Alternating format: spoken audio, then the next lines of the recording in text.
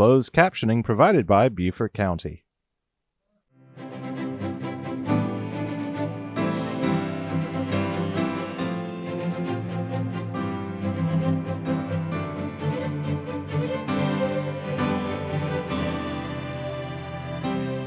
Good morning, everybody. We're very happy and excited today to have Chief Brad Tadlock with us here, who heads up the town's Fire and Rescue Division. The Chief has been part of the Fire and Rescue Division since 1988, and he has served as Chief for the last 9 years. Since that time, him and his team have done a phenomenal job on providing services to this island. The Chief's leadership with his staff has made us the best fire and rescue in the state along the way, if not the country. We've got accolades for everything, and it's thanks to his leadership that we've got where we are today. Welcome, Chief. Glad to have you this morning. Good morning. Thank you. Thank you for the nice comments. Let's start with today. Fire Station number 2. The ribbon cutting was a couple of weeks ago. It has the LEE certificate facility. Let's talk about what that is and what that means. Well, yeah, it's great to get Station 2 open. That's where we're at today. Obviously, we built it during the pandemic, so that was challenging. The crew had to move next door to the Sea Pine Center and live in a little office building. So it was a challenge, but we got through it. It's a new facility, nice facility. LEED, as you said, which means it's environmentally sound. Building helps cut down on some cost. It's a good facility for the troops. We elevated it to the new flood standards, so we're good there. We've hardened it to the hurricane standards. And as you know, it was the last building in the process to replace all 7 of our fire stations, which started back in 2000. So we accomplished the mission in 2021 when the station opened. We held the open house to let the pandemic calm down to where we could bring people in, the public in, to see the facility. And I'm proud of it. I think it represents the town very well, represents Sea Pines, the community. It fits the community well. So, and it's good to finally get to that 7th station so that we're finished with the project. I mentioned to you earlier that we had to hold off after Hurricane Matthew to recover, and it held back some capital projects, so I'm glad we were able to execute and get it done. Chief, we're sitting here today in Station number 2, which has a history of its own. Could you go over the history of this station and talk a little about the other stations we have throughout the community and where they are and what they serve? Sure. So Station 2, the former station that was occupied this site, opened in December of 1975. Back in the 70s, Chief McClellan got authorization at the time to open the Shipyard Fire Station off Pope Avenue and the Sea Pines Fire Station. Prior to that, there was an old station on Cordillo Parkway about halfway between Pope Avenue and the back gate of Sea Pines. And so they opened both stations in December with crew members occupying it, and then they had an open house in February of 1976 was the documentation I found. So there's been a fire station on this site since 1975, December of. So that's a good history. Served this area well. It's centrally located for the Sea Pines community. We call it our dead end district because there's no backup except coming from the shipyard, the Pope Avenue area, because of the toe of the island. So it's a good location, and it serves well here. The history of the island and our fire stations evolved that we started to replace fire stations under town council direction and capital improvement to improve and harden the stations and realign them with the growth of the island. So the first fire station that was repurposed and rebuilt was Fire Station number 3 up by the Presbyterian Church across from Port Royal. That station opened in 2000. And actually, there was a fire station over on Matthews Drive that people may remember that moved. Sure. We moved it over to 278. So that was the first remodel or rebuild. And then the next fire station was Fire Station 7 that came on board out by the Cross Island Expressway at the end of Marshland Road. That station evolved after the Cross Island opened in 1998. You had a connection to the island that was not there before. So the location and the possible development led to that area to have a fire station, and that was state land, and there was negotiation with the town to put a fire station there and work with the state. And that station opened in 2003. Then after that, the next station was Station 4, which was at humane way, we called it the dog pound, as I mentioned in the open house, because it was a metal building that the Hack family had donated to the fire district back in the 60s and 70s. And it was a little two-bay metal building right down there. It's still there if you drive down to the Humane Society. And we operated out of there. Well, there again, with the projected growth of the island and relocation of fire stations, and with the fire station now number 7 out at the end of the Marshland Road, Cross Island, we call it. Station 4 then moved to where it is currently, which is the back gate of Hilton Head Plantation. And that occurred in 2005. And it's the station on the right across from the boathouse and Hudson's in that area next to the church.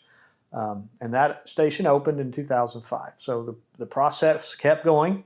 The next stations and we'd started the process to do a station every 2 years, but different factors slowed that down a little bit. So then after we have station 3, we have station 4, and we have station 7. So the next initiative was station 1 and 5. Station 1 being the shipyard fire station right in off the Pope Avenue gate, and station 5 being the front gate of Hilton Head Plantation off Whooping Crane Way. Those 2 stations were executed at the same time in 2011 and opened that year, 2011. And we built them at the same time. And if we'd come out of the economic downturn, the housing bubble, and there was some hesitation, and I made mention that town council, decided to execute and build these 2 stations. And that was a good move because the economy was slow at the time, and we got a good value on the cost per square foot of those 2 stations. So once they were done, we were down to 2 stations, Station 6, which is Palmetto Dunes, and Station 2, where we're at today. So we executed, and in Station 6 at the front of Palmetto Dunes opened in 2014, right after I became chief. And the station, people may recall, was actually where the Palmetto Dunes POA office is, right out under the water tower. Well, the town had purchased the land back behind the golf maintenance, so it was a good purchase they made back in the day. And so we were able to move off of that site. The POA took the old site, and we moved back to the town land and renamed that road down there Dalmatian Way. And that was 2014. And as I mentioned earlier, in 2016, town council provided money for Station 2, and Hurricane Matthew hit, and we kind of regrouped the following year, and we set aside Station 2 for a few years, and then was approved to execute in 2018 and 19, and then we got to bid and got it finished in 21. So I remember Councilman Heisty was very much instrumental in pushing for these firehouses. Well, the firehouses were not built to good standards, hurricane standards at the time, and that's just the way they evolved. So, and it was a good strategic plan that was laid out. I mean, we've covered it over 22 years. We'd hoped to do it more timely, but things happen, and we were able to get it accomplished. But yeah, they're all hardened facilities. They're all elevated. So, and through Matthew, we were able to come back to all the facilities at the time were not damaged with any tree fall. So we were able to operate and get back in business rather quickly. And you were back in business very quickly. We were. That morning we were back on the island, and yes. Crews were here by 10 or 11. And so we were able to execute, and now the stations are hardened and have the hurricane shutters for the bay doors. So no reason to consider they won't be here when we get back, and we can actually leave equipment in the bay if we need to, so we don't have to take it off the island. So it's been a good program, and I'm glad to be a part of it and help wrap this up. And for the community, it not only has the accommodations here for emergencies and everything, but it shows that we're really concerned about the community. Building the firehouses, building the staff, building everything under your leadership. We've come a long, long way. We have. It's been a good program, and yes. It's good support from the community and the town councils over the years. Good. Good. The accreditation that the fire department receives, it's really a 2-part question. Is that we get accreditation, you yourself are on the committee that accreditates other fire departments too. Can you talk about that? Yeah, the accreditation model has evolved over the last 20 years. It's a professional standard for fire departments. They've set out over 250 performance indicators, and that means this is criteria the fire department has to document that they meet in order to be accredited. And it sets a professional standard that in the fire service was not out there prior to the early 2000s. And Hilton Head, under the leadership of Chief Hillstead back in 2002, got our first accreditation. We finished up in March of this year for our 5th reaccreditation. So it's a good standard. It's a standard recognized by the public and by the profession out there that you are a validated and verified competent agency in meeting the standards that have been set across the nation. And you're one of the individuals that helps other fire departments get accredited too, right? That's true. What we do is a peer team of 4 individuals goes out to a fire department on an assignment, and for 3 or 4 days we take the documentation they provide that indicates they meet the standards that are set, and then we validate and verify by the on-site visit that they do meet the standards and make a recommendation to the commission that they approve them as an accredited agency. We have 2 main dates in this island. One is the Heritage, and the other is hurricane season. How does your team prepare for hurricane season? What message do you have for the people that are out there? Well, we've always prepared, and I think as Matthew came by us that night, we showed the preparation worked. We were able to take care of our staff and be ready for recovery right away. I think the town's recovery plan, which had been started back in the early 2000s too, it related to debris management. We'd never had to execute it, fortunately, and so I think we're well prepared. There's the process is in place, and we executed it. So real world, and it worked. I think preparation is the same as it's been for years. Make sure you have a plan as an individual that lives here, or if you're visiting, and have a place to go, have your documents in place, have your home ready to go. Hopefully we don't have to pull the trigger, but planning is the key. Good. What brought you to Hilton Head? Well, I came to Hilton Head in 1988, early. I started the week they were playing the Heritage. In April of 1988, and I decided to be a career firefighter, and I grew up in a small southern Illinois farm town, and there weren't many opportunities, so at the time I decided to look to the southeast and made the trip down here and applied, and I was fortunate enough they offered me a job, and I made it my home and my career here. So You've had a magnificent career, great, magnificent. Great community and a great department. I'm proud of what the department has done, especially as you mentioned, as a team. It's a team. I'm just a member of the team, and the team through Hurricane Matthew, and especially through the pandemic, I think Fire Rescue and the members that are part of the team executed very well, and I'm very proud of them, and I'm proud of the department that I've been a part of to evolve over the last 34 years that I've been here. Speaking of being proud of, what's the most you're proud of in your career here? I think just to be part of the team that has evolved to deliver such great services to the community and to the visitors. We take care of a lot of visitors, but we also take care of the retiree population, and the people that move here retire here. And we take care of the citizens with a high level of fire suppression services, but also our EMS, which is 75% of our call volumes are the firefighters and firefighter paramedics that run the ambulance service. And I think we've evolved into a very dedicated, professional, and compassionate organization that just gives great service. And I think as we've evolved, and I've seen it through my career, I think the standards we set and the professionalism that the team provides every day makes me proud to have been a part of that. And the fact that you bought bagpipes at the annual ceremony doesn't help either along. Yeah, it provides a good... I was looking through the CH2 book this week, and there's an article here about the fire department, okay?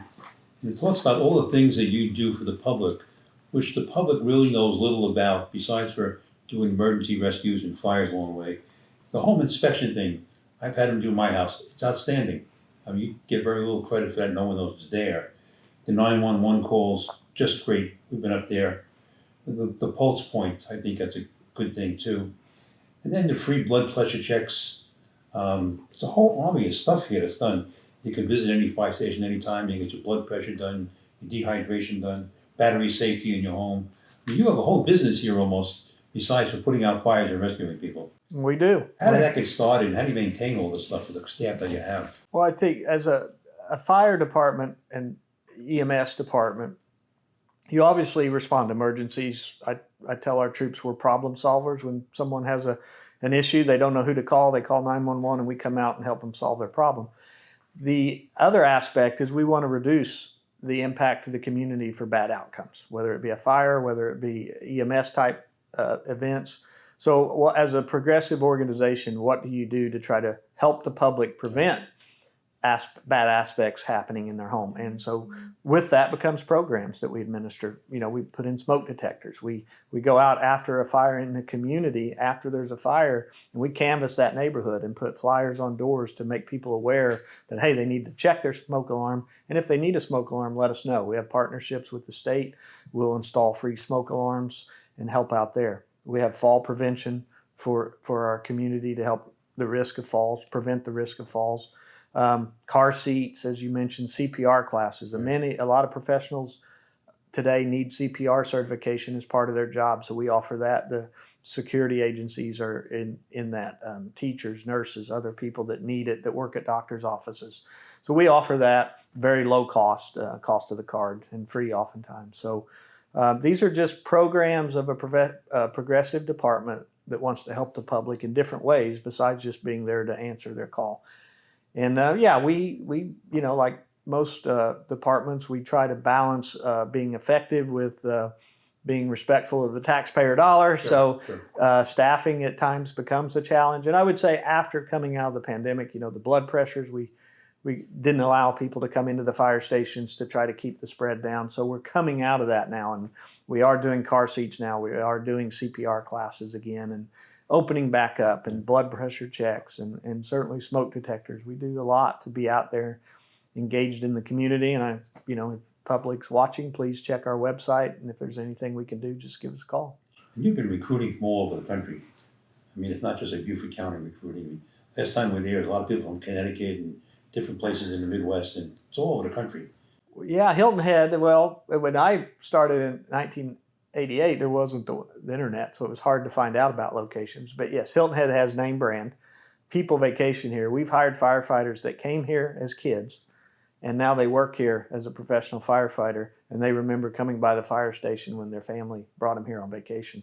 So with the name brand of Hilton Head, the recognition, we are able to recruit from across the country, and we do that. But we also focus locally. We want local candidates. It's good to get local young men and women that may be finishing high school here, or maybe go off to college and come back. We want to be seen as an opportunity for employment here for local men and women that can come back and serve their home community and have a connection. So we do. Recruiting right now is difficult. There's a lot of challenges out there. It's been tough for paramedics. It's been tough for firefighters. A lot of departments in the area. I talked to other chiefs. They're still having trouble recruiting. There's a lot of competition out there. But we're back at it this fall. We've been out to the schools prior to school ending for summer break. We went out to the schools. We've engaged some local kids. So we recruit nationally, we recruit locally, and try to find the best and brightest for the department. The last question is that every year you have the ceremony where the new firefighters get their badges and all the promotions are done and everything along the way. I think it's just a tribute to who you are and who your staff is. Become a family event. It's not just people getting their badges and me swearing them in or the mayor swearing them in. It become a family event, and you can see that people there with their kids, their mothers, their fathers, their girlfriends, their boyfriends. How did that all get started? And it's a wonderful event. Well, I think the fire service is a family type atmosphere. We're in a station today where the crew members come in at 8 o'clock this morning, and they're here for 24 hours. They're going to work together, they're going to relax together, they're going to eat together, and then they'll go to the bunk room at some point tonight, and more than likely they'll catch a call in the middle of the night. And Sure. So they're here as a group, as a team, as a family, and the fire service has a tradition of that. And the ceremony is to recognize the individual, but we also want to recognize the family, because for the 24 hours the men and women are here today, their family is at home. The spouse is taking care of the kids and running the show there. So it takes a commitment like that for the family to leave. Just, during the pandemic, as I highlighted what our team did, and being EMS, and we had to go in to the sick people, and we didn't know how it was going to impact our people, and they had to then go home to their family, and the stories of the guys undressing outside and showering before they ever went home. A lot of stress on the families. They're gone extended periods of time. During the hurricane, our team was called in for 3 or 4 days. So we rely on the families to give them that support. So it's important at the event we recognize the individual, and we make it a family event so that the spouse and the kids feel part of the team, because It's a great they're event. I really think it's a big part of that. And the last thing, one of my favorites is not my favorite, one of the things that our annual pancake breakfast, we're going back to it this year? We are, and it'll be early October in conjunction with Fire Prevention Week. It's on the schedule, so we intend to do it and get it back. Yeah, it's been, 2 years? Yeah, another family affair. It is. It's always been good up at Fire Station number 4 at the back gate off Squire Pope of Hilton Head Plantation, across from Hudson's and the boathouse. So we'll be advertising that as we get into summer and having some pancakes and a good atmosphere again. Good. It'll be fun to get people together. I've enjoyed getting back out in the public. We missed that. And, as we got ready today, we had the public come by. Unfortunately, there was a little event. Somebody needed some care from our paramedics, but it's good to be out in the public. We've done some things with you, and it's just good to be back out, engaged. Well, Chief, I thank you very, very much, and I appreciate all the work you do, and I appreciate you. By the way, the Chief I'm an avid Yankee fan, the Chief is an avid Cardinal fan. That's right. So we hope to see each other maybe in the World Series soon. Birds on the bat. Yeah. Yep. Thanks. Thank you. Thank you. Thank you. Thank you for your support. If you have any suggestions for any future episodes or any ideas that we can bring forward, please let us know. This is your show, and we enjoy your ideas and suggestions.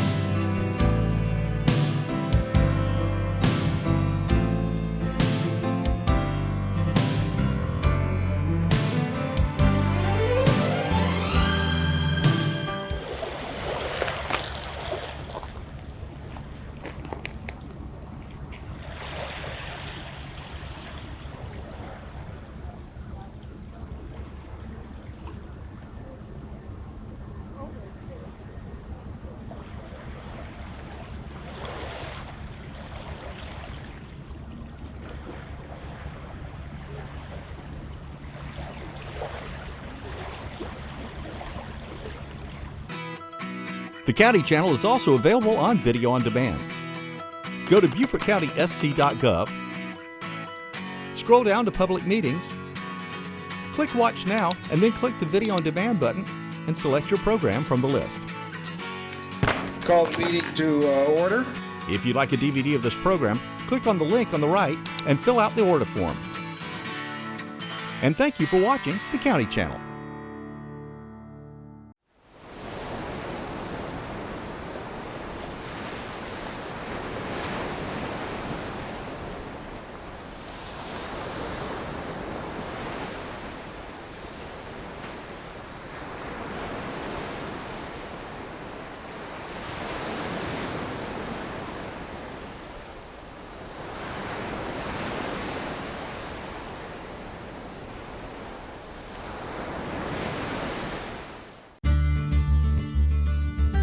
I'm Joe Bogus, and I'm a volunteer with the Beaufort County Library System. For the past 7 years, I've been a board member, most recently a finance chair for the County Library System. This has been a very rewarding and enriching experience, especially since I began my board term during the height of the Great Recession, when we had very few books and very few visitors. But over time, the board and library leadership have managed to rebuild our finance so that we're spending more on materials now than ever before, and in a greater variety, both hard copy and digital. Growth in Beaufort County means that we have to carefully husband our resources, and this is where volunteers in the library do make a big difference. Susan and I have been here for 18 years, and we know the positive impact libraries can make in our community. Today's library is a new town hall, full of vibrant mixture of programs and offerings. As a board member, I know firsthand the impact that we can make and how important it is to have people spend their time and talents on making Beaufort County a better place. This is our home, and this is why I make this investment in both my time and in my community. This very briefly is why I serve, why I'm asking you to consider spending your time also for the Beaufort County Library. Thank you. To see a listing of Beaufort County's agencies, boards, and commissions, or to fill out an application, visit www.beaufortcountysc.gov/boards and commissions. Hi, my name's Victoria Hoffman and I'm the recycling coordinator for Beaufort County. Today I'm going to provide a quick Composting 101 tutorial. Composting is a great way to divert food and yard waste from landfills, and it's wonderful for your plants. A few reasons why we like to promote composting are the EPA reported more than 63 million tons of food waste sent to landfills in 2018. In South Carolina, about 30% of waste taken to landfills is yard waste. Composting reduces material sent to landfills and reduces methane released into the atmosphere. So you may be wondering, what is composting? Composting is the breakdown of plant material through decomposition. This happens in nature, but at a slower process. Once the material breaks down, you are left with a nutrient-rich, dirt-like material that you can apply to plants, your garden, or your lawn. Compost helps retain moisture in soil and reduces the amount of chemical fertilizers used in gardens. If you are interested in composting, Beaufort County has Earth Machine compost bins for sale for a great price of $50. You can find more information on purchasing one on our website. The bins are almost at a 50% discount of the normal price. It is easy to assemble and discreet. As you can see, the bins come in 3 parts, so taking them home in your car is simple. The bin comes with 4 screw pegs to secure it to the ground, a harvest door that can slide up and has the capability of being locked. Also, you have a base, a top, and a lid. The compost bins come with a handbook that includes easy assembly instructions. Choosing the location of your bin is important. You want it to be close to your house, in a shaded area, and you need a water source available. You don't want it too far from your home because you want this to be easily accessible. You need a water source, such as a water hose, to be able to keep it moist. A couple of things you will need to start your compost bin are some greens, which is your nitrogen sources. This includes green grass and leaves and garden clippings, and your browns. You need your browns, which are the carbons. Examples of these are dried leaves, twigs, and wood chips. Some other examples of your nitrogen and carbon sources are listed on the screen. When just starting your compost bin, it is ideal to layer your green and brown material in an alternating pattern. Be sure to add water to keep your bin moist like a wrung-out sponge. Now that your compost bin is set up, you're all set to begin diverting your food waste. When you are in the kitchen preparing your meals, instead of tossing those food scraps in the trash, you can set them aside to dispose of in your compost bin. Things like peels from vegetables and fruits, eggshells, and coffee grounds can all be put into your bin. I like to keep a container on my counter for any scraps that are compostable.